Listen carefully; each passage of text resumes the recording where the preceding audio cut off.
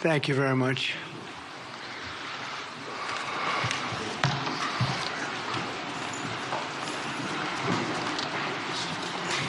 That's a lot of press. Congratulations. You bring them out.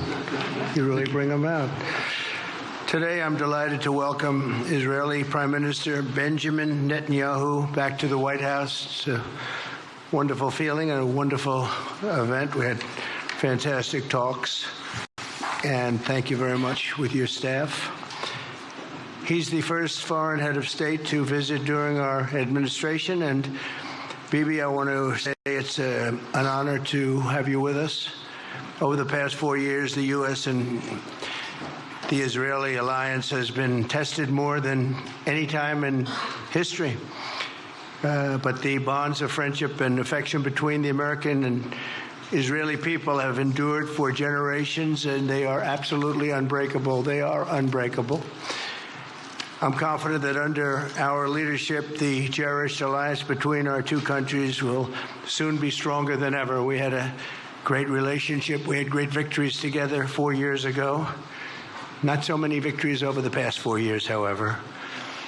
In my first term, Prime Minister and I forged a tremendously successful partnership that brought peace and stability to the Middle East like it hadn't seen in decades.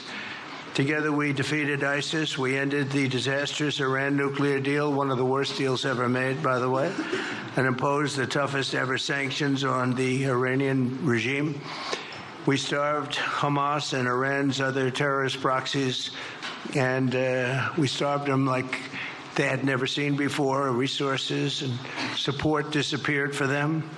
I recognized Israel's capital, opened the American embassy in Jerusalem, and got it built, by the way. Built it too, just not only designated it, but got it built at a price that nobody's seen for 40 years. We got it built. It's beautiful, all Jerusalem stone, right from nearby, and it's something that's very special. And recognized Israeli sovereignty over the Golan Heights, something that they talked about for 70 years, and they weren't able to get it, and I got it.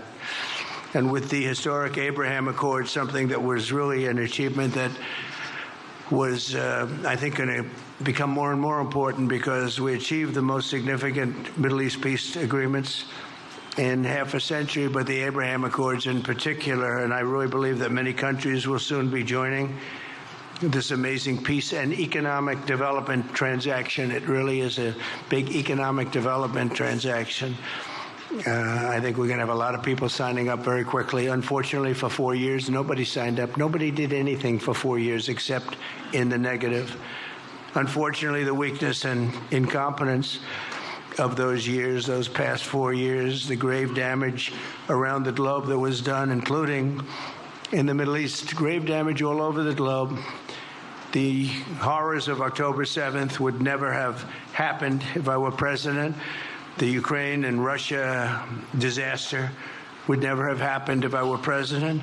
Over the past 16 months, Israel has endured a sustained, aggressive, and murderous assault on every front, but they fought back bravely. You see that and you know that. What we have witnessed is an all-out attack on the very existence of a Jewish state in the Jewish homeland. The Israelis have stood strong and united in the face of an enemy that has kidnapped, tortured, raped, and slaughtered innocent men, women, children, and even little babies.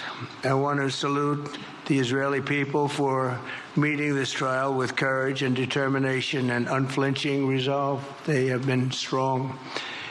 In our meetings today, the Prime Minister and I focused on the future, discussing how we can work together to ensure Hamas is eliminated and ultimately restore peace to a very troubled region. It's been troubled, but what's happened in the last 4 years has not been good. I want to thank Prime Minister Netanyahu for working closely with my transition team, the Special Envoy Steve Witkoff, who's here somewhere. Steve? Stand up, Steve, please. What a job you've done. What a good job you've done. Proud of you. Done a fantastic job. National Security Advisor Mike Waltz. Thank you, Mike, for working so well with us. Thank you. We have In addition, Marco Rubio, who is on the phone right now, listening to every single word that we say, and he's going to be great. And Pete, congratulations. And Scott, congratulations. I see you're here. And Caroline's been doing a great job. She's really probably talked about more than anybody here. She's done a fantastic job, and thank you very much, Caroline. We're proud of you. But we'll only be satisfied when all of these problems are solved, and we have the team to solve them, and that's going to happen. And it's going to happen, I think, very quickly. I also strongly believe that the Gaza Strip, which has been a symbol of death and destruction for so many decades and so bad for the people anywhere near it, and especially those who live there, and frankly, who's been really very unlucky. It's been very unlucky. It's been an unlucky place for a long time. Being in its presence just has not been good. And it should not go through a process of rebuilding and occupation by the same people that have really stood there and fought for it and lived there and died there and lived a miserable existence there. Instead, we should go to other countries of interest with humanitarian hearts, and there are many of them that want to do this, and build various domains that will ultimately be occupied by the 1.8 million Palestinians living in Gaza, ending the death and destruction and, frankly, bad luck. This can be paid for by neighboring countries of great wealth. It could be 1, 2, 3, 4, 5, 7, 8, 12. It could be numerous sites, or it could be one large site. But the people will be able to live in comfort and peace, and we'll make sure something really spectacular is done. They're going to have peace. They're not going to be shot at and killed and destroyed like this civilization of wonderful people has had to endure. The only reason the Palestinians want to go back to Gaza is they have no alternative. It's right now a demolition site. This is just a demolition site. Virtually every building is down. They're living under fallen concrete that's very dangerous and very precarious.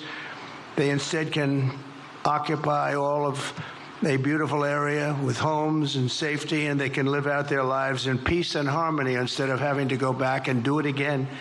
The U.S. will take over the Gaza Strip, and we will do a job with it, too. We'll own it and be responsible for dismantling all of the dangerous unexploded bombs and other weapons on the site, level the site and get rid of the destroyed buildings, level it out, create an economic development that will supply unlimited numbers of jobs and housing for the people of the area. Do a real job, do something different. Just can't go back. If you go back, it's going to end up the same way it has for 100 years. I'm hopeful that this ceasefire could be the beginning of a larger and more enduring peace that will end the bloodshed and killing once and for all. With the same goal in mind, my administration has been moving quickly to restore trust in the alliance and rebuild American strength throughout the region. And we've really done that. We're a respected nation again. A lot's happened in the last couple of weeks. We are actually a very respected nation again. I ended the last administration's de facto arms embargo on over $1 billion in military assistance for Israel. And I'm also pleased to announce that this afternoon, the United States withdrew from the anti-Semitic UN Human Rights Council and ended all of the support for the UN Relief and Works Agency, which funneled money to Hamas and which was very disloyal to humanity. Today, I also took action to restore a maximum pressure policy on the Iranian regime, and we will once again enforce the most aggressive possible sanctions, drive Iranian oil exports to zero, and diminish the regime's capacity to fund terror throughout the region and throughout the world. We had no threat when I left office. Iran was not able to sell oil. Nobody was buying oil because I said, don't buy it. If you buy it, you're not doing any business with the United States. And Hamas was not being funded. Hezbollah was not being funded. Nobody was being funded. There would never have been an October 7th. 2 weeks ago, I once again designated the Houthis as a terrorist organization. They're trying to destroy world shipping lanes, and that's not going to happen. And over the weekend, I ordered airstrikes against senior ISIS leaders hiding in the caves of Somalia and took them out. Here in America, we've begun the process of deporting foreign terrorists, jihadists, and Hamas sympathizers from our soil, just as we have people that are extremely evil, and we're sending them out of our country. They came from jails. They came from mental institutions and insane asylums, and they were dumped into our country. They're gang members. We're getting them out at numbers that nobody can actually believe. And every single country is taking those people back. They said they would never take them back, and they're all taking them back, and they're taking them back very gladly. And I recently signed an executive order combating the vile wave of anti-Semitism that we've seen in the aftermath of the October 7th attacks. Together, America and Israel will renew the optimism that shined so brightly just 4 years ago. It was really a bright, beautiful light. We will restore calm and stability to the region and expand prosperity, opportunity, and hope to our nations and for all people in the Middle East, including the Arab and Muslim nations. Very important. We want the Arab and Muslim nations to have peace and have tranquility and have great lives. I'd like to now invite Prime Minister Netanyahu to say a few words, and we'll take some questions afterwards. Thank you very much.